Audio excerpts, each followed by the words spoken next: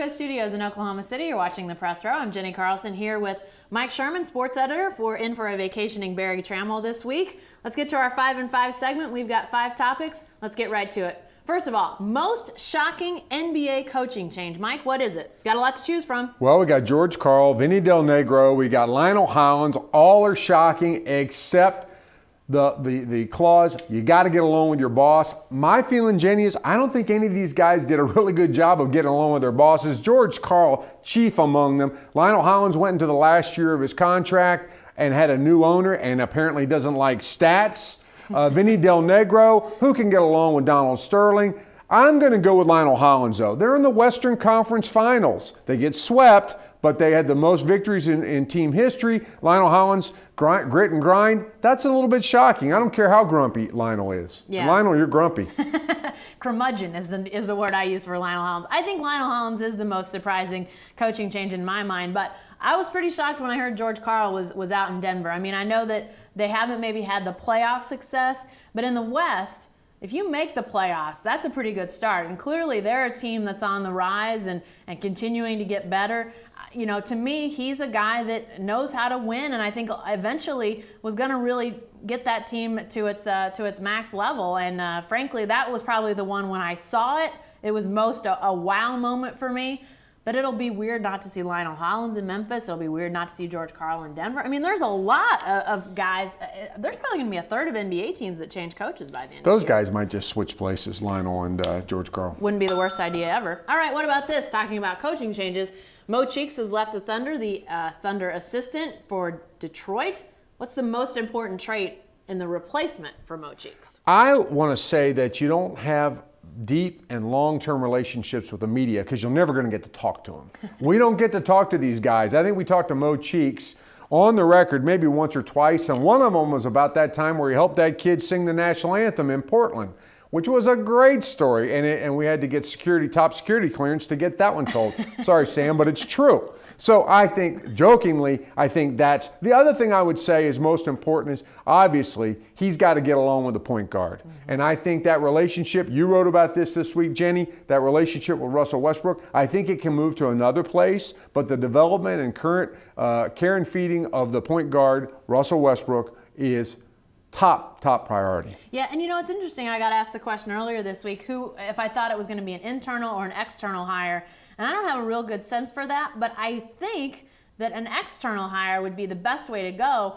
Although you're right, having that relationship with Russell, maybe they've got somebody in mind that already has a good relationship with Westbrook, but having somebody from outside to bring in some different ideas, you know, a different viewpoint, maybe some offensive ideas. To me, that's something else that they may need to think about, is somebody that's sort of in that offensive coordinator mold of things that can take this offense to some different areas. I don't think you don't reinvent the wheel. I mean, you've got Kevin Durant and Russell Westbrook. You don't want to screw up a good thing, but can you enhance it? To me, that's a question, and maybe this new assistant could help in some way in that way. Spread the court.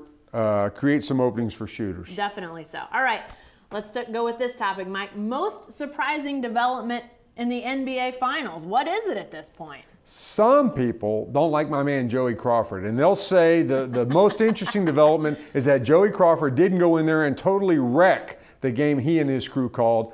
That's not fair, although Joey has been known to do things like that when he's calling Spurs games. That's an intentional foul for people that say that. That's right. Now, I'm going to say Danny Green, and how well Danny Green has played and how much a big factor he's been in this series. He's a leading scorer in this series. And you know what? He's abusing Dwayne Wade. We knew that he was a good spot-up three-point shooter. Well, we didn't know that he could get his points going to the basket, that he could be this kind of factor. You know, Jenny, he got benched in the Thunder Spurs series. Games 5 and 6, he played 4 minutes in one and 4 minutes in another. That was it. Yeah. Now all of a sudden, and this is another video, I think he might be the MVP in the series. Yeah, he's playing fantastically, and that is a huge development for the Spurs.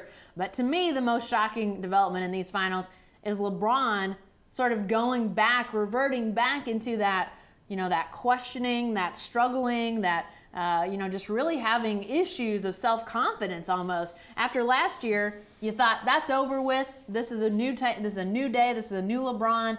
He hasn't scored 20 points yet through 3 games in this series. To me, that's shocking. And I know it has something to do with what the Spurs are doing defensively on him, but he looks to be in a crisis of confidence right now. To me, that's really shocking. We need Barry to write another column about why isn't this man smiling. That shook him out of it last time they played the Thunder. Call Miami. We'll get that going. Hey, fun question of the week. Happy Father's Day.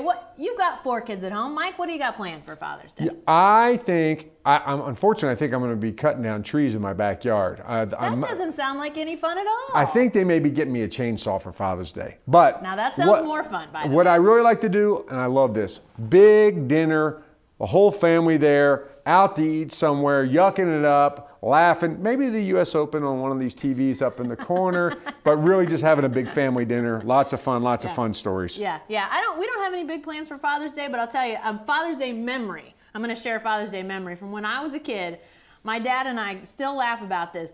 Every Father's Day, golf was my sport. It was my dad's favorite thing to do too. They had a kid-father tournament out at our country club, and we always played, and sometimes it was me and my dad, and sometimes my dad would play with my brother. But it was always about 112 degrees with no wind. And as we got older and we no longer played in that tournament, it became a gift to my dad that he didn't have to go out and play in the summer weather. So Happy Father's Day, Mr. Carlson. There you go. All right, lastly, true, false. Hey, did the Big 12 screw up with Louisville? Royally. I think it's almost been 5 minutes since Barry Trammell posted a blog on News OK saying exactly that. Even on vacation, he's posting blogs about you this. Screwed up again. Louisville makes the College World Series. You talk about a program that's had a great year athletically, and all of it hangs over the Big 12's head. Of course, the folks down in Texas say, don't blame us. Mm-hmm. We wanted them in. Who didn't? I guess it's the accounting department at the Big 12. They wanted to cut up the check more for us, which is the only logical explanation why Louisville's not in the Big 12. Yeah, and I think that's exactly right. I think the Big 12 schools, the administrators would say, false. We didn't screw up. We've got 10 schools. We're in a great place. We've got a great TV contract. You know, the bucks are flowing. Everything's fine. But clearly, if you want to have a really competitive league, up the competitiveness, you invite Louisville. And I think they just keep shaking it in the Big 12's face as this season goes on. National championship in basketball. Women make the Final Four. Their softball team came to Oklahoma and beat the Sooners, for crying out loud, as if to say, ha! And they have a football program that actually won a BCS bowl game. All right, with that, be sure to stay with the best coverage team anywhere at newsok.com and every day in the Oklahoman.